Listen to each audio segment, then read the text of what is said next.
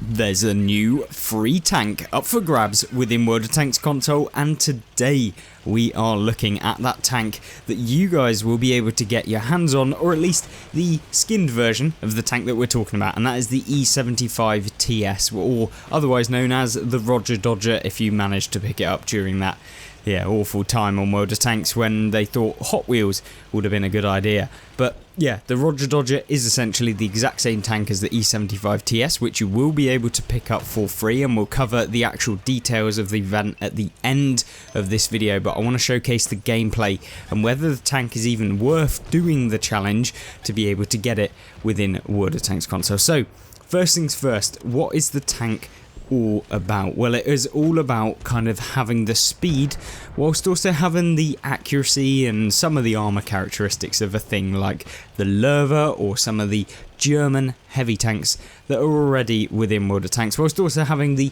typical British side skirts where you can actually bounce and side scrape okay, albeit sometimes it doesn't work 100% in this thing, and because you're a giant box and with some pretty boxy armor, it can be a little bit difficult. But you know, you do have some benefits to the tank as kind of a limiting factor to you just doing terrible, so it's not necessarily as bad as maybe a lot of people will make out. But regardless of the tank being, you know, one of those tanks that maybe on paper doesn't look like it's going to be superb, today's video has some pretty decent gameplay, albeit this is the beginning of it, and we're playing in a tier 10 game on probably not the nicest of maps for the E75, and that is of course Cliff. Now on Cliff, the primary objective for a heavy tank is to go round, but because the majority of my team are over in the E9 area, it's probably not the best idea, and so we're not going to go round there. And when we can fight like this against the Demolisher and the M48 pattern there, we can really actually use the DPM of the tank, which isn't awful, albeit it kind of is, but it's not absolutely diabolical. So you've got about 2000 DPM with some of the bonuses. I'm not actually running enhanced combat rations or combat rations or whatever you want to call it now.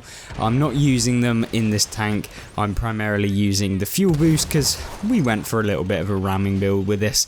Or, you know, you don't necessarily have to go for a ramming build, and to be honest with you, for the most part I would recommend you actually take rations in this tank because it will probably serve you a little bit better than the fuel boost will, because it's only a minute adjustment to the speed, and because you can go 50 kilometers an hour, well 49 to be exact, in this thing with the fuel boost and also with the speed boost equipment, not the top speed one but actually the horsepower one, because that is where the tank really lacks in terms of getting up to top speeds, is the horsepower of the tank comparatively to the top speed. It's not particularly great, so if we can boost that up then the job's a good one, and we'll be able to have some more kind of pressure and pushing sort of games, which is typically what I enjoy within World of Tanks, and so that's primarily what we want to do.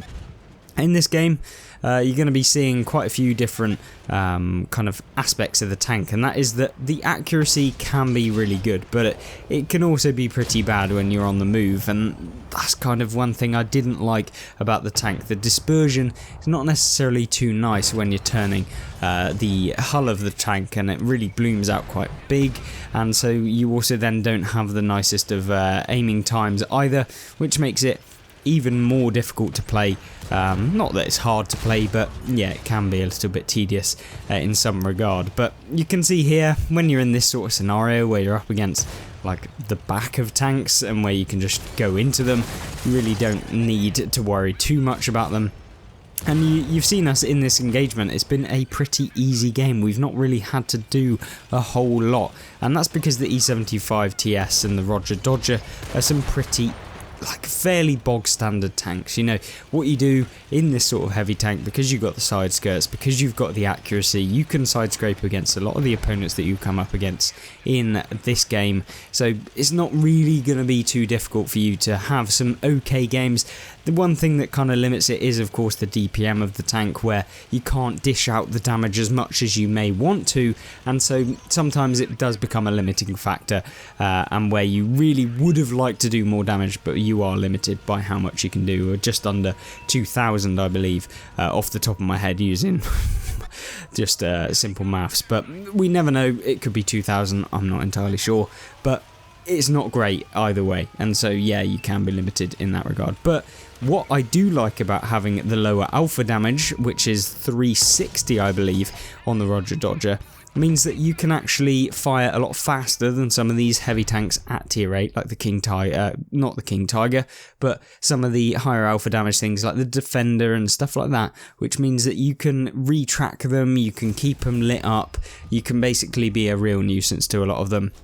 And even in tier 10 games, because of the decent penetration on your premium rounds, you can have results like this where you're dealing the most damage in the entire game in a tier 8 heavy tank that probably shouldn't be doing the most damage, but there we go. Hopefully you guys got a little bit of a kind of an idea as to what the tank can be like in the right sort of scenario. Let's have a look at what happens in maybe not as favourable of a scenario.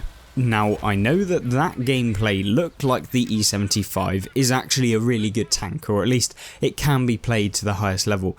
This gameplay will showcase still, if you use it right, you can have good game, but there are some significant disadvantage to the tank, and you'll see that within this gameplay, which is why it's on the channel, is to, I'm not going to try and glorify this one. This tank is... It is what it is. It is a mediocre / slightly higher than average heavy tank, I guess because of the speed. It makes it a little bit more versatile, and so you can have probably better games on average than maybe something like a slower heavy tank. But overall, you know, the sacrifices that you make in terms of getting that mobility and whether it's even worth, you know, having the armor for the sake of that, like, somewhat mobility, maybe it's just better to play a medium tank. Yeah, that's probably what I'd go with. But if you do decide to go for this, and of course it is free, so you will be able to get it absolutely free of charge as a premium tank, and it does earn quite a bit of silver as well. As you saw in the last game, we picked up I think 133,000, and that was firing a little bit of premium rounds, so you know, you can definitely make a decent buck. Whether that's as reliable as maybe you'd want it, well, that's kind of dependent on how much premium you fire, what kind of consumables you run, and of course how good you are, because that's one of the biggest factors in World of Tanks in terms of earning money, because if you're not good, or maybe you're really good, you can make any tank look like it earns loads of money, and so yeah, but this one really does earn actual decent money. Now, the tank does get good gun depression, to a degree, but don't be fooled. The gun depression on this tank is very, very kind of... It's a bit of a nuisance, because in order to use the gun depression, which is I believe 8 degrees off the top of my head, you kind of lose the whole... You have to expose so much of your tank that the opponents are going to be able to hit your hull when you're trying to crest a ridgeline.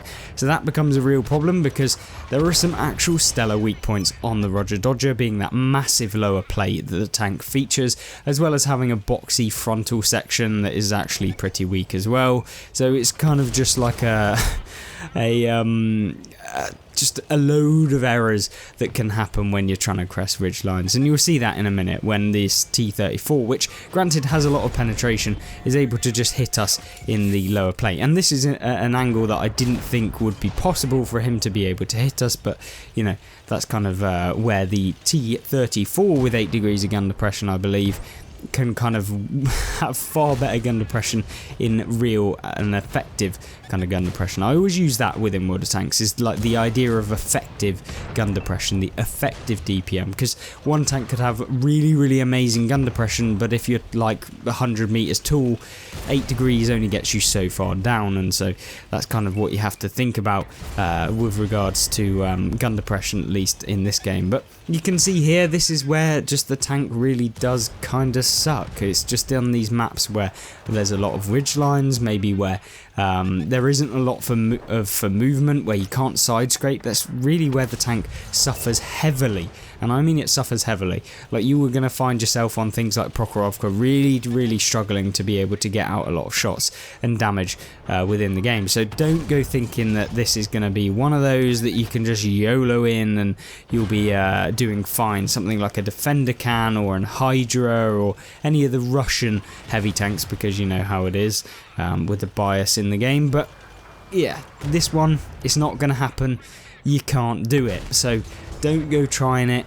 maybe it works, maybe it doesn't in some games, but in the grand scheme of things, when people like the T-34 have actual gun depression, have actual turret armor, and have good penetration, the Roger Dodger becomes almost obsolete. And I guess that's one feature of the tank that I'm not so keen on. But regardless of the tank, hopefully that gameplay gave you an idea of it. Let's take a look at how to actually get the tank on World of Tanks for free. So jumping onto the April Fool's event, which is where the E75TS comes into effect. You can see here, this is of course the unskinned version, which is the one available for everyone to get because Wargaming don't have the license for the Roger Dodger anymore, and so you can't actually purchase that, at least off the top of my head. But regardless of that, the E75TS, how do you actually get it within the game? Well, you effectively have to complete a series of operations that you will become live.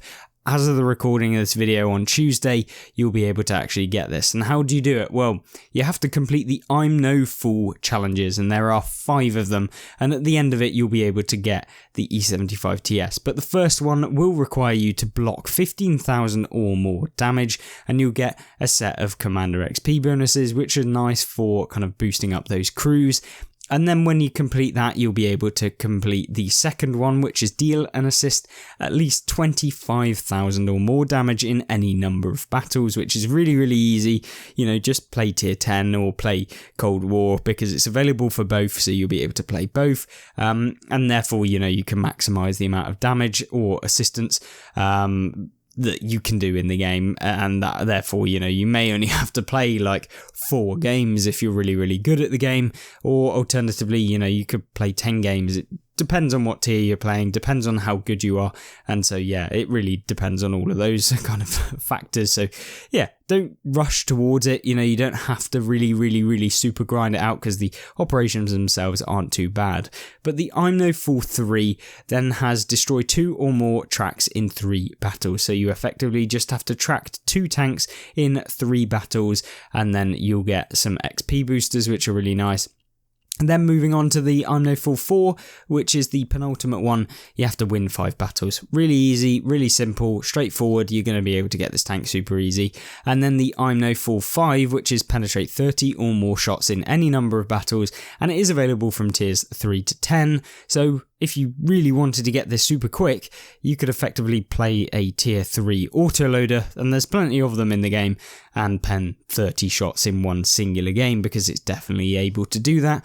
It's just a case of how quick do you actually want this tank in the game, and how quick would you like to get some of the others, and look at getting yourself towards some of the other ones using the 5 times vehicle XP boosters that you also pick up along the way, and those 2 times silver boosts as well, which you can use in Cold War to make like 500,000 silver a game, because that's absolutely fine. But in addition to this, I did want to cover the new bundle, which is the I'm No Fool bundle, and I want to highlight that this bundle is actually not a bad price.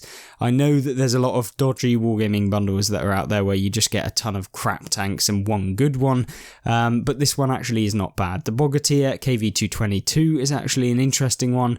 It's kind of like, it's a less overpowered version of the Capture KV-1, which you can have a look at the end of this video. I will link the Capture KV-1 video that you can actually see how that actually plays, and this is a similar sort of tank. And then you get the ISU 122S, which is a very fast firing 122mm version of kind of like the ISU 152, but kind of like a lower version of it. And then of course the T50-2, which is a super fast Russian light tank that just darts around the battlefield. It's such a fun tank to actually play, and there aren't too many actual fun tanks in the game, so when you find one, and that certainly is one. So yeah, I don't think 5,850 gold is all too much for the fun that you actually get out of this, but it's up to you whether you spend your money. You know, you may not enjoy any of them, so don't blame me if you do buy them and you think that they're terrible. It is just personal preference, but I don't think it's such a bad bundle to get. Obviously this event is going from the 29th of March all the way up to the 5th of April, so you've got a week to be able to complete it.